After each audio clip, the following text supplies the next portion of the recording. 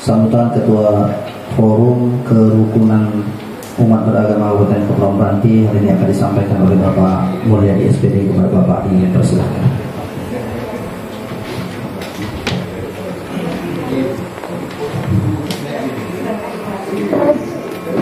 Assalamualaikum warahmatullahi wabarakatuh. Selamat siang dan salam sejahtera buat kita semua. Yang saya hormati Bapak Binmas Buddha Provinsi Riau, yang alhamdulillah beliau telah hadir di hadapan kita pada pagi hari ini. Kebetulan itu yang dipesan oleh Ibu Neta untuk ikut ke Selat Akar. Terima kasih Pak datang ke tempat kami ini. Selanjutnya yang saya hormati Camat Putri Buyuh, ini Pak Zainal Tahiran ajarnya cukup lama ya. Kemudian dari Kemenak yang dibekali oleh Kabak PU Pak Jasmail SAG, ini cukup lama betul dengan saya waktu saya bertugas di tebing tinggi Barat, cukup lama Pak. Selanjutnya saya hormati Bapak Kades, kalau hadis yang ini yang cukup kocak Kades kita ini, mantap ini. Kemudian Babin Kaptipmas yang di Kecamatan Putri Buyuh, khususnya di Selat Akar ini. Selanjutnya saya hormati tokoh agama, tokoh adat, tokoh pemuda yang berhadir pada pagi hari ini. Dan selanjutnya ada katanya penyuluh yang berhadir beberapa orang tadi yang ada di sini. Kemudian dusun RT RW yang hadir dalam kegiatan kita pada pagi hari ini. Pertama-tama marilah kita memanjatkan puji syukur kita kehadiran Allah Subhanahu wa Ta'ala, Tuhan yang Maha Kuasa, yang alhamdulillah pada hari ini, hari yang berbahagia ini, kita telah dapat berkumpul di kantor desa Selat Akar ini dalam serangkaian acara. Dapat saya katakan ini adalah acara silaturahmi. Selanjutnya salawat beri salam Rasulullah Muhammad sallallahu alaihi wasallam dengan ucapan Allahumma shalli ala Muhammad wa ala ali Muhammad. Saya akan bantu satu pantun Pak, jangan tidur. Jadi dia pantun dulu kan. Untuk dulu kan gitu ya. Buah macam buah kuini dimakan orang di tengah hari. Kami datang ke tempat ini dalam acara silaturahmi. Jadi kita berkumpul ini silaturahmi aja ya. Apa hal-hal terkait dengan masalah nanti bisa kita selesaikan. Yang saya hormati dari sudah saya hormati semuanya ya, sudah hadir semua. Kemudian Bapak-bapak dan Ibu, ada beberapa hal terkait dengan penyampaian saya pada hari ini. Kebetulan hal-hal tersebut yang tertuang dalam ini peraturan kita nih Pak ya. Kalau RKUB peraturan 2 Menteri nomor 9 dan nomor 8, inilah pegangan kami. Telah disampaikan oleh Pak Jamal, hampir habis semua ini Pak disampaikan. Mantap beliau nih Pak. Jadi secara akan saya tak bisa sampai lagi lah. Sudah nih, sudah disampaikan.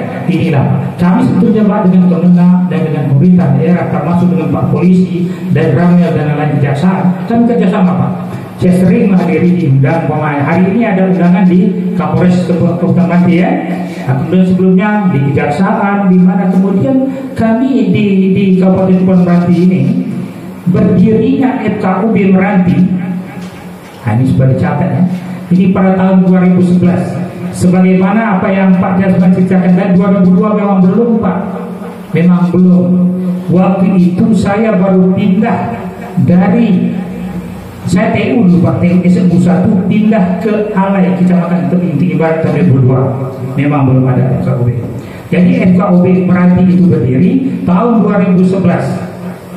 Itu di Meranti. Tetapi Indonesia pada umumnya, ini perlu jelaskan supaya nanti tahu semua kita ya. Pada tahun 1969 itu FKUB sudah berdiri. Itu akibat ada pergeseran tadilah. Ada pergeseran tadi waktu itu antara Kristen dan Islam.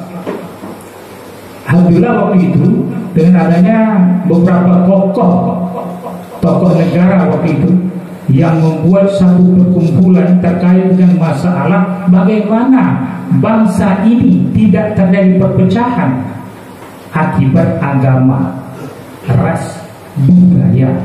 Kenapa? Untuk Bapak ketahui, tahun 1928 dulu waktu Sumpah Pemuda, kenapa kita bisa bergabung? Ya kita gali beberapa tokoh muda, yang Selembes, yang Batak, Bentah, yang apa lagi? Mungkin yang apa, yang Dola, tak ada betul kan? Nah begitu, jadi mudah kita bersatukan karena kita kompak waktu itu. Kenapa ini bisa berpecah tahun 69? Maka dibentuklah oleh tokoh negara waktu itu, termasuk tokoh agama. Terdiri pada waktu itu hanya 5 agama. Sekarang kan 6 ya, Konghucu ya, 5 agama. Jadi terbentuklah FKUB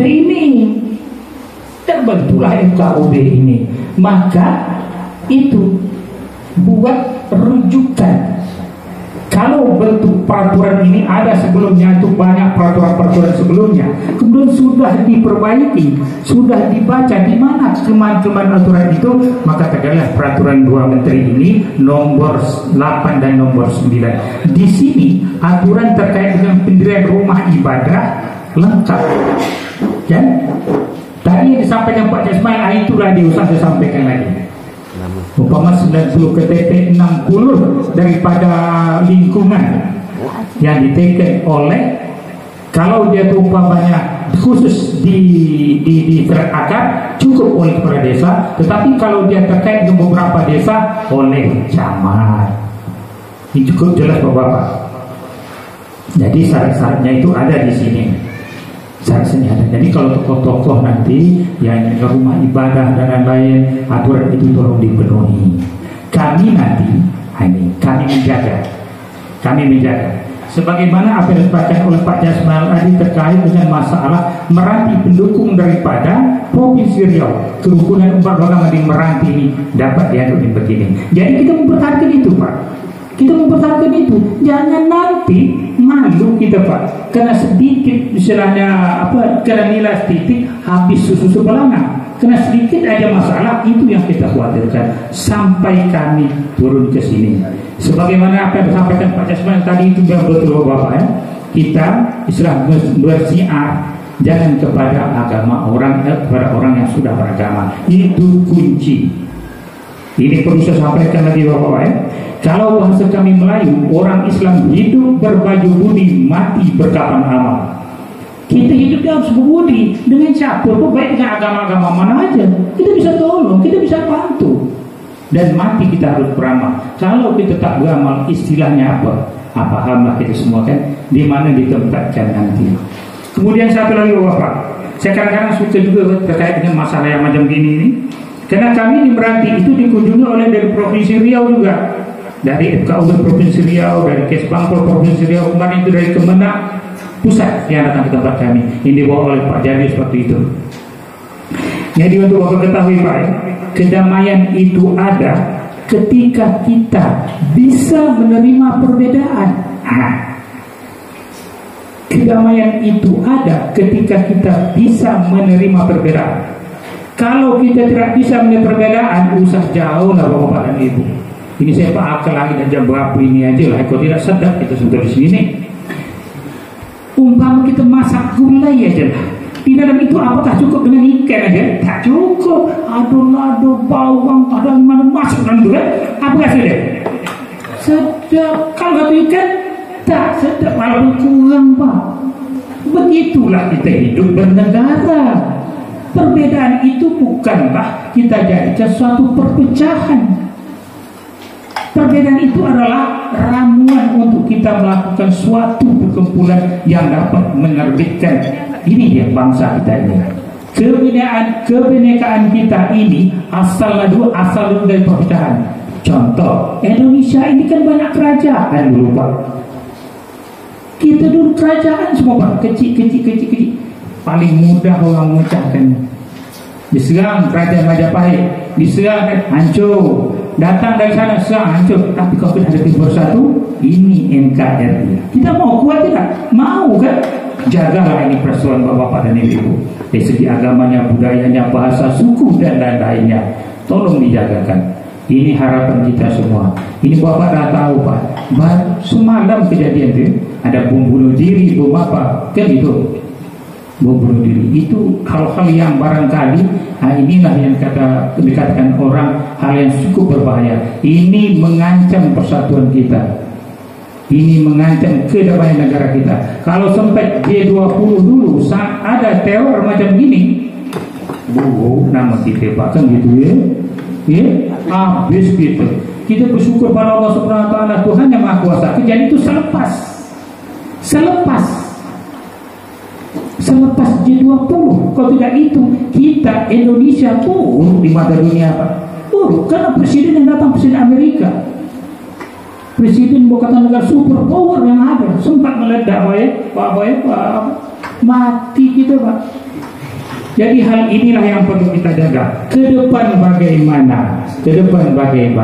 Tapi terkait dengan aturan-aturan, ada satu hal lagi, Pak. Saya menyampaikan hal ini penting. Andai kata. Saya waktu di Belitung baru-baru ini ada menyampaikan terkait dengan masalah, umpamanya mereka ada di wilayah itu satu agama, umpamanya kan terdiri hanya 10 orang. Kan tak cukup dengan syarat tadi, betul tak? KTP 90 kemudian pendukung di 60, tak cukup itu. Nak digabung tempat lain terlalu jauh. Buat satu rumah ibadah yang kata Pak Ismail terjauh dia, Pak. Tak mungkin untuk menyembuhkan pakai speedboat pakai mereka, tak mungkin. Kena kehidupan saat ini ada caranya. Kita bisa mengontrak ruko atau rumah seseorang dan minta izin kepada beliau bahwa ini kami jadikan tempat rumah ibadah kami sementara, ya.